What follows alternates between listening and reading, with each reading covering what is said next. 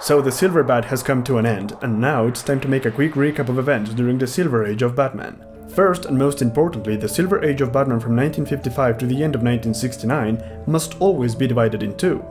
The first 9 years being the silly and outrageous time period, and the 4 remaining years being the time for serious and campy stories. In the beginning of the Silver Age, comics were hit by the Comics Code Authority thanks to the pseudopsychologist Frederick Werthmann.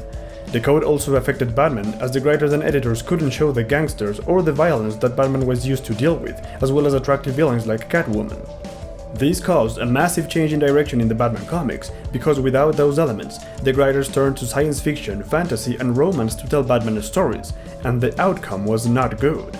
Many YouTube comic book channels used these stories to make their clickbait videos without giving the audience the proper context as to why these things happened.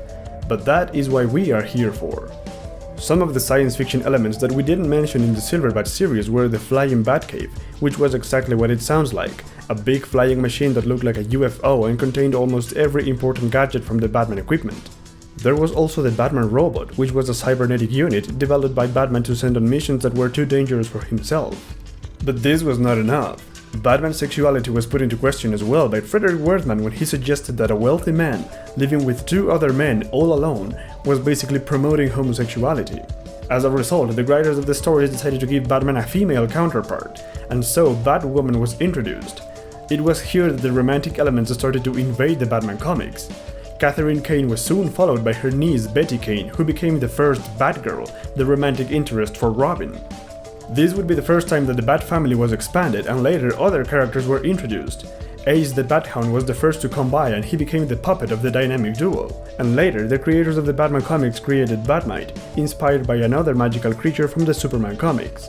All these new heroes and characters were well received, but the truth was that there were too many heroes and too little villains. Since the enemies like Catwoman and the Joker were deemed as unfit for kids reading comics, writers came up with counterparts like Catman, who was a lame excuse for a criminal in his first appearances. Following Catman, a number of ridiculous villains started to inundate the Batman comics, and most of them had the same powers that were later used on some other heroes like the Fantastic Four. Because the writers and artists were forbidden to show organized crime and excessive violence, Batman and the Bat family confronted a number of strange enemies, from mad scientists to aliens from distant galaxies and even time-traveling villains.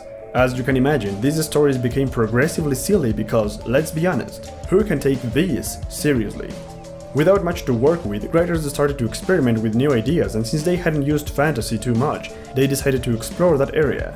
Among the most notable fantasy stories were the ones in which Alfred, the butler, would write fictional stories about the future versions of Batman and Robin. In these imaginary stories, Batman married Batwoman and they had a son. Dick Grayson became Batman too, and the young Bruce Wayne Jr. was the new Robin. These stories started to appear more often in the comics, and needless to say, the interest in the Batbooks started to disappear. By the start of 1960, the quality of the stories started to decrease. Batman was not only fighting aliens or strange monsters, he became them. One of the most iconic moments for how terrible it is, and because the internet is so fond of using these for sensationalism and as clickbait, is the Batbaby. What they all forget to mention is that this story, as well as the hundreds of terrible villains, were created by Bill Finger, the man who pretty much created Batman. In 1964, things were at the lowest point ever, and the Batman comics were almost cancelled. Stories such as the Genie Batman or the Batman creature were so over the top that nobody wanted to read them. That said, Bill Finger is not the only one to blame for this chaos. The most important people in comics back then were the editors, and the editor of the Batman books for this particular period was Jack Schiff. So the next step to try to save Batman from going away was to change the editor. This is the point where we go into the second part of the Silver Age of Batman's history.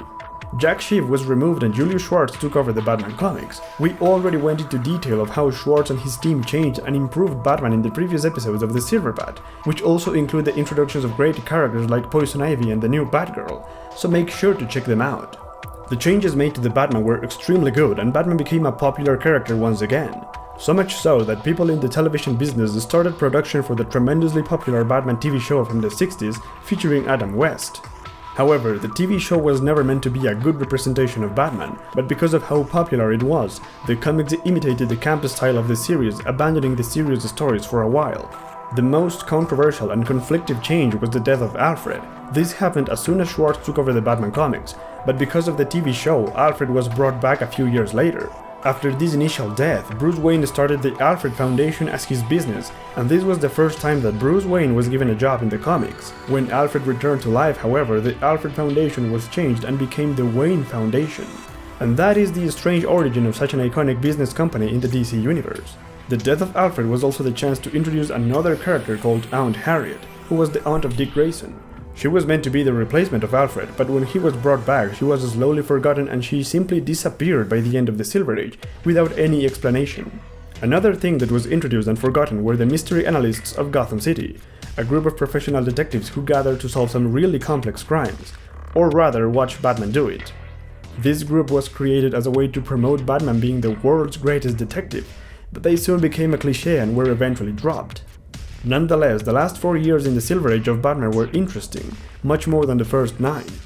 Batman was first improved, then the stories became ridiculous again, and when the TV show ended, the stories started to return to the serious format, but way too slow.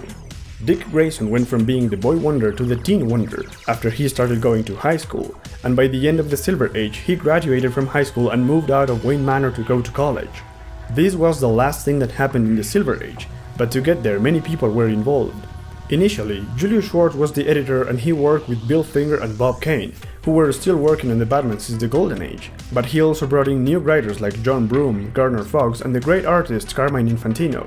They were the team that endured during the campy years of Batman. Once the TV show was over, Schwartz decided to change the team and new artists and writers came along, like Bob Brown, Irv Novick and Frank Robbins.